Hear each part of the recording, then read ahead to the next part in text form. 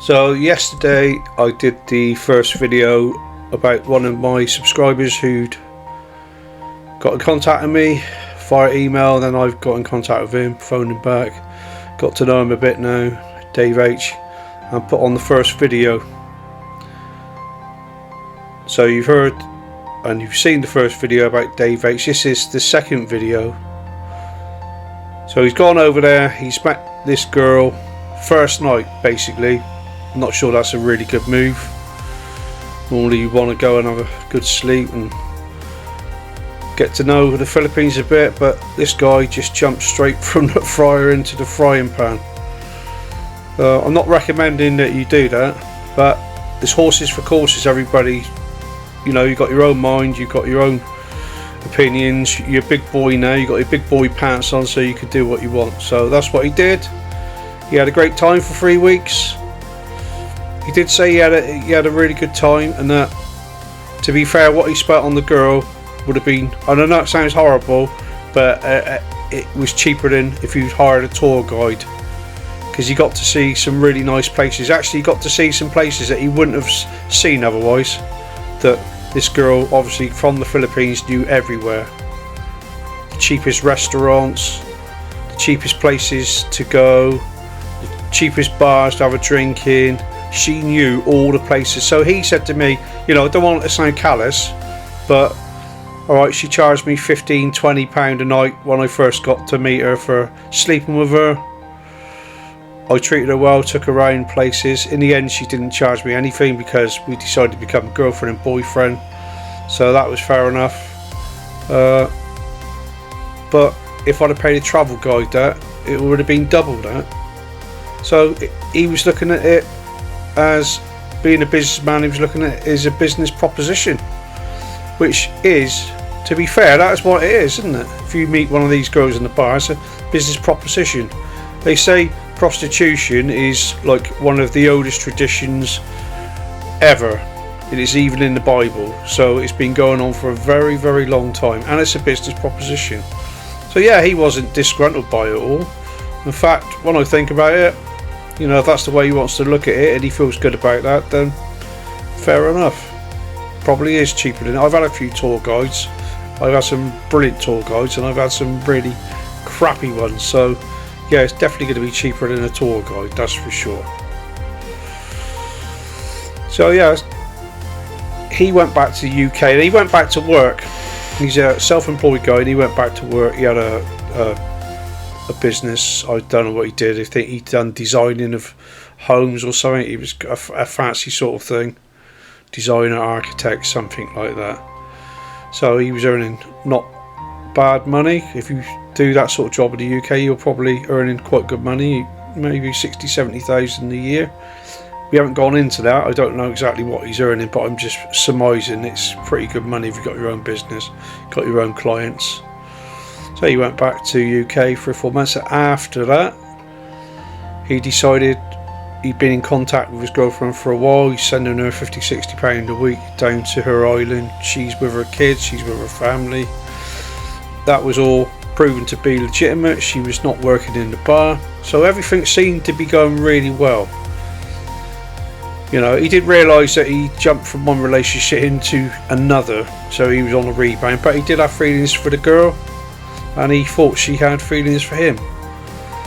And like he said, it was quite inspirational, really. It gave him drive, it gave him something to look forward to in the future and something to work towards, because he didn't know how far the relationship was going to go. He, you know, for as far as he was concerned, he could end up marrying the girl, taking on the responsibilities of her family.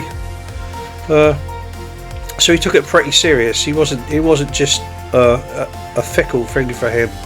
He took it pretty serious and did think about long term. So yeah, so he flies back over to the Philippines. Second time. This time he's flying on his own. So he's been there before. He knows how to get through the immigration, what to expect. This time he's going for a longer time. He's going to go for 2 to 3 months, which 2 to 3 months in the Philippines is quite a long time, especially if it's only your second trip.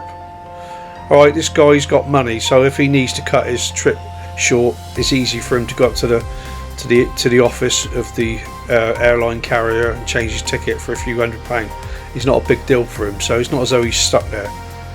Like, some people are stuck there. Some people go over there not understanding about the Philippines and thinking they're going to be able to work in the Philippines, earn money in the Philippines and have a life in the Philippines, and then come unstuck because they've got no money left. They've got no money, no savings in the bank.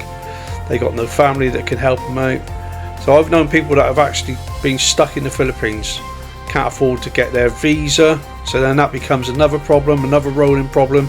You can't afford to get your visa, so the next time you go to get your visa, you've got to pay all the back taxes, you've got to pay a fine for this, a fine for that. And if you're not careful, you overstay too much, you can be in serious problem. You can get into serious problems over there, get put into prison, I think, and all sorts of shit can happen to you. A lot of time people just go to the embassy for help.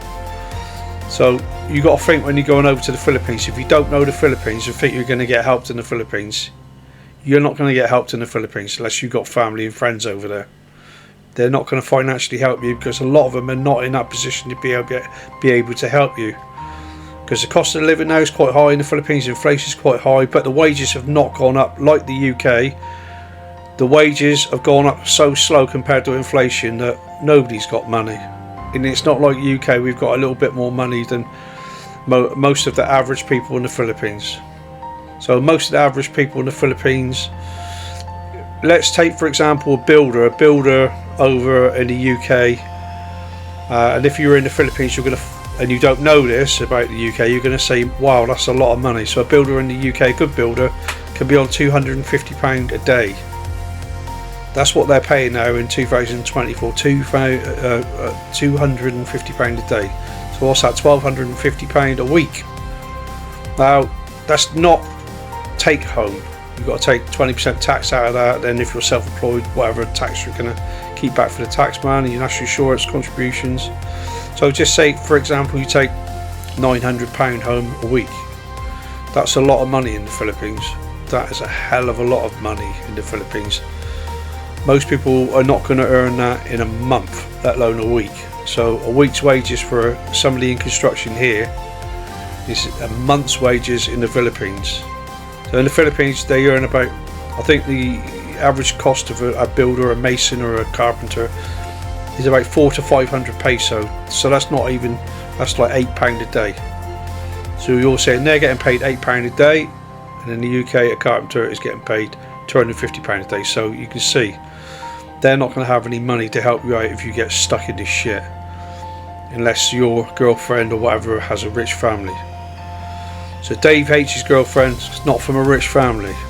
She's gone to the city from her province, which was, I think it was Mindanao, from Mindanao, which is an island which is south of the Philippines. It's a big island. So she's obviously gone up from that island because her family were very, very poor to get a job and ended up in the bar. That's the story, I think. No education, lacking money. They might have had a little bit of farmland, but basically no money to be able to put any animals or buy stuff. So the girls have had to go up to the city. I think she had a sister. One of her sisters actually got a job in the city. It didn't go on to bar work, but Dave H's girlfriend went on to work in a bar. That's what happened. Work in the bar, maybe just as a waitress to start with, and then seeing the other girls with the foreigners, thinking, well, that looks like easy money, you know, sleep with them and I can earn 1,000 peso or 2,000, I don't know what it is, 2,000 peso, say it's 2,000 peso a night. I don't think it's much more than that in the bars for the girls, and that's £30 a night. So you imagine £30 a night when a carpenter's making £8 a day for like, and they work like 10 hours a day. They work really hard, and these guys are skilled. They're super skilled, very clever. The Filipinos, very clever, very, very skillful people. They can fix anything, especially when it comes to mechanics and that. They're good old-fashioned tradesmen, good old-fashioned craftsmen, and you know, not like us, we just swap out a part in our car if it goes wrong. They'll actually take the part off. I've known a guy here in our hometown in the UK, a Filipino, that goes to the church that we go to, and I had problems with my car Did he swap out the part? No, he just took the alternator out and rebuilt it. Now, there's so many parts, I thought you're never going to put all this together again, but the guy was a genius. He was absolute genius. Every part went back in, all cleaned up. Whatever he did, it worked perfect. He saved me hundreds and hundreds of pounds. So this is the Philippine mentality. Why are you chucking it out? We can fix it. So yeah, that obviously I'm going on to, like I normally do, digressing, but it is all part of trying to explain the culture of the Philippines to you, that a lot of people haven't got money. So I'm trying to say, like, an average person that works in an office, say like an office lady, is going to earn about probably a little bit less than the carpenter. Depends what sort of office it is, maybe 400 or 500 peso, maybe the same. In some cases a little bit more, in some cases a little bit less. So averages between office workers, say maybe between 300 to 600 or 700 peso a day. So it's even £10 a day at the most. If you're in the police are only taking home for a PO1, which is like the first rank, or PO2 I think. It goes up a little bit when you go up the POs. It's just the equivalent to like being a private, being like corporal, lance corporal, sergeant. It's all that sort of thing. So PO1, PO2, PO3. So it does, the incremental increases go up as you progress in the police force. But to start with, I think years ago, starting was about 14,000 peso a month. Now I think since the Duterte took over, he give them a massive wage increase. I'm not sure about the new president, Bobo. I'm not sure what he's done, but I think he started the PO ones off on 30,000. So look at 30,000, 7, 14, 21, 28. So that's about 450, 500. They get a little bit of bonus here and there. They might get a little extra money from the city mayor or whatever. They get a little bit for the kit. But it's no more than £500 a month. So £500 a month, most people in the UK earning that a week. I know our cost of living is really high, but that gives you some sort of idea of how much money and why these people go into these jobs, why these girls turn to this bar work. If you've had no help because you come from a poor family, what are you meant to do? What are you going to do? I'm not knocking them. I'm not saying it's a bad thing, because it's always been around. This sort of work's always been around. So yeah, what are you going to do if you've got kids? And a lot of these girls end up in relationships, have kids at a young age that they've got to support. And most of them actually do support their children. They don't go into social services. It's not such a thing over there as social services. I've heard of there's a child protection sort of thing, but it's not like in first world countries. It's not so good as that. You imagine being stuck in the jungle somewhere. Do you think social services coming out to look after your kids or to see what's happening with the kids? Of course not. It doesn't happen because there's not really such a thing. Maybe in the cities, the big cities, there's a department for trying to do that sort of thing, but it's just so overwhelming. There's so many people in the Philippines that live in these densely populated cities. It's so overwhelming. How are the social services going to cope in the Philippines? I've seen it firsthand. I know what it's like. It's so hard for people, you know, so hard for the government organisations to be able to cope. It's so hard for the people to be able to cope. So yeah, I'm not blaming the system. The system is how it is. People don't like the system. A lot of people say the system's not how it should be, is corrupted, you know.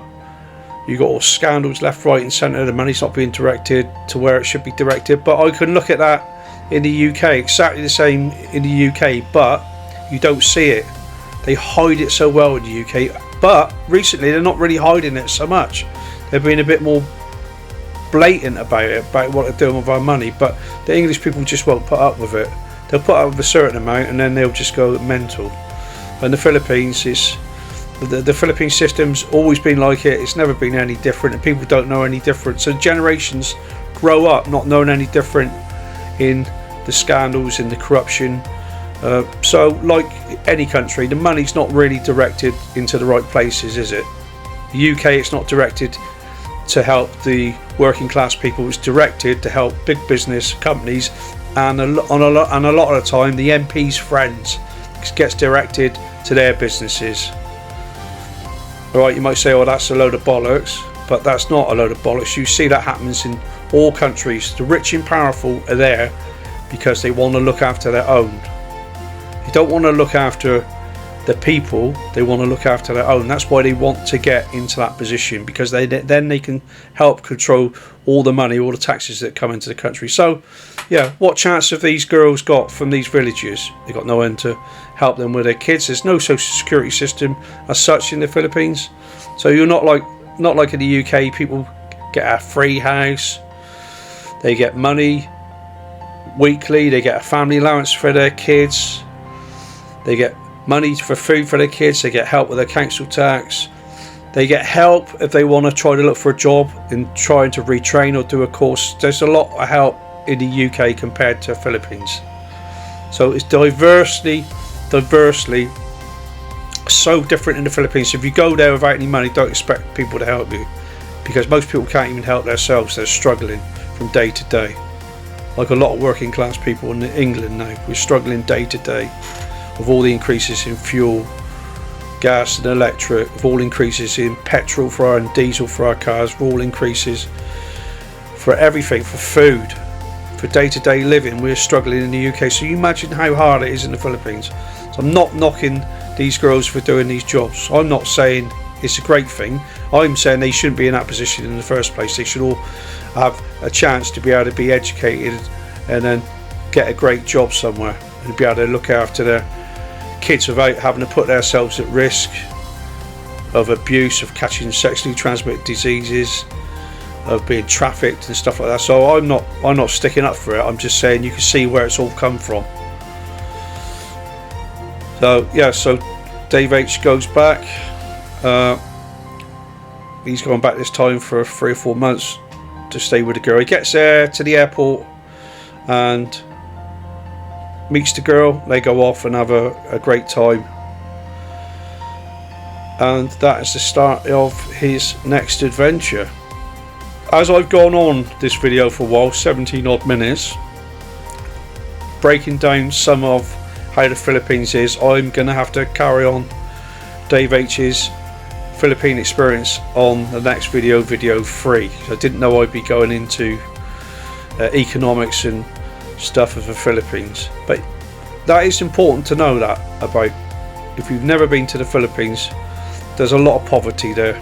It is a developing country and I have seen great changes, and the people are so resilient, they're so stoic, they're so strong, they're always smiling. I love the people of the Philippines. The people of the Philippines are very tough. They're very tough, and they're good family people. They're good family people. They go to church. There's a good religious culture over there, which I like, especially being like a churchgoer myself. I'm not a perfect person, I swear. I'm not perfect, but I do go to church. I do, you know, ask God for forgiveness of my sins, because I'm a sinner like the rest of us. I'm a sinner, so I'm no better or no worse than anyone else. But there's a great strong family culture in the Philippines. I see a lot more connection with family in the Philippines than I do in a lot of other places I've travelled to.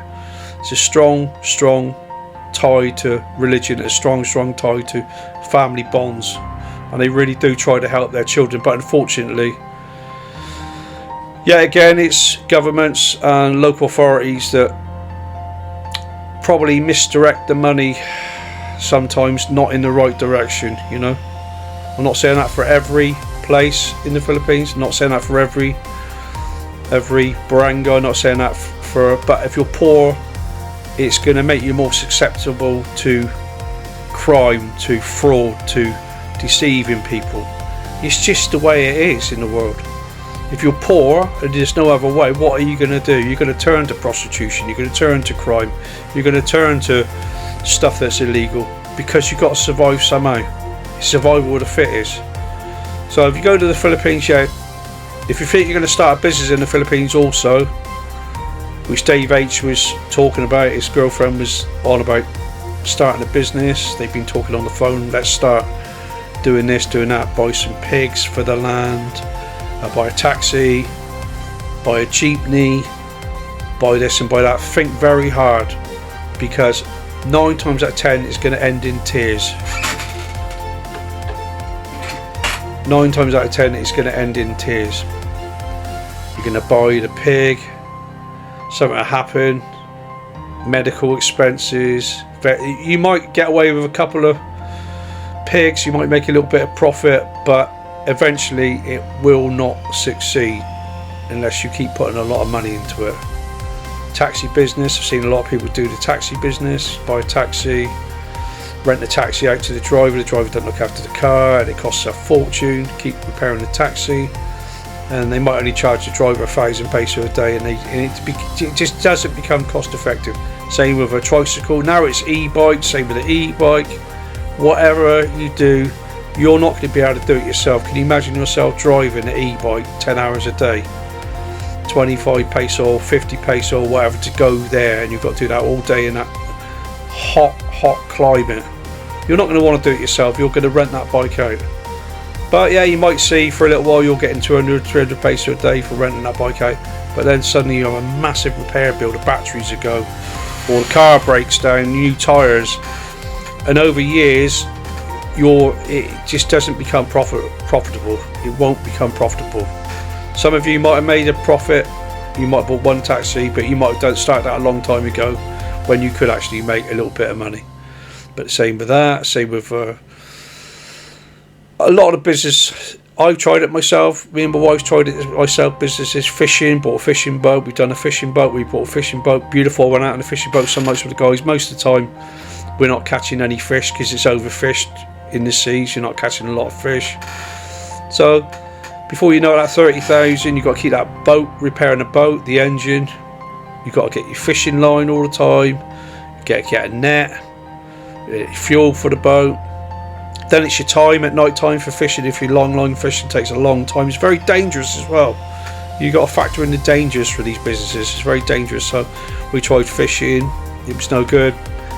I'd lost money on it, but I had some fun. I put it down as a life experience. I've had a bit of fun, and I realised that most people were fishing just to survive, to eat those fish, and if they make a little bit more money, they're not really doing it as a business. It's a lifestyle for them. It's how they survive, feed their kids, make a little bit of extra money to buy some shoes. So if you think you can make money from doing that, no, you can't. They say if you want to become a millionaire in the Philippines, you got to take 10 million. So if you want to become a millionaire, take 10 million. So you'll lose 9 million, but you'll still be a millionaire in the Philippines. So it's very hard to make money in the Philippines. So don't go over there trying to start a business unless you're a multi-billionaire and you're going to buy a Jollibee or a McDonald's or something. Then you might make some money buying one of the big franchises. Or you're involved in a call centre or something where you know, or it's a government, tied up to a government for a business, and you might make some money, but otherwise it's very hard. Please don't be delusional, think you're going to make loads of money. I got this. Just because the girl says it, she doesn't know herself. A lot of these girls don't know themselves about how to make money in the Philippines. Don't forget, they've had no education, a lot of them. That's why they ended up working in the bar. So don't get them telling you to buy pigs for the farm. Let's buy a load of land of trees, let's buy this and that. Half the time you'll buy the land and it'll be in someone else's name, and you won't ever really own it. And then you might, especially if you're a lot older, you might not ever get to reap the rewards of any of it. So what would be the point, really? Yeah, if you're going to have a relationship or you're going to go to the Philippines, just buy yourself a condo if you've got some money. Just spend your money on enjoying yourself. You work hard all your life, especially if you're retirement age or nearly at retirement age. Why do you want to be putting money into businesses? You only do that, put money into businesses, if you haven't got any money and if you need extra income. But why? If you're retired, you've got a little bit of a pension, you don't need a lot to live in the Philippines. Inflation's high, like I said, but compared to the Filipino, you're going to be earning more than £8 a day, aren't you? Your pension's going to be more than £8 a day, I know. So like, accommodation's cheap in the Philippines. You can get a nice little apartment. I've had an apartment there years ago when I first met my wife. 2-bedroom apartment, lovely place. It only cost me, I think that was like £300 a month. It was nice. Yeah, I've had a look online. The prices aren't a lot more now anyway. So accommodation's cheap over there. Food's cheap if you know where to get the food from. If you like eating the basics, then it's quite cheap over there. You know, if you're going to frequent all these bars every night and take these girls home, then it's going to be expensive. So yeah, catch me in part 3 and we'll get back to the story. I hope you've learnt and taken a lot out of watching this video. For now, this is Tripping Out.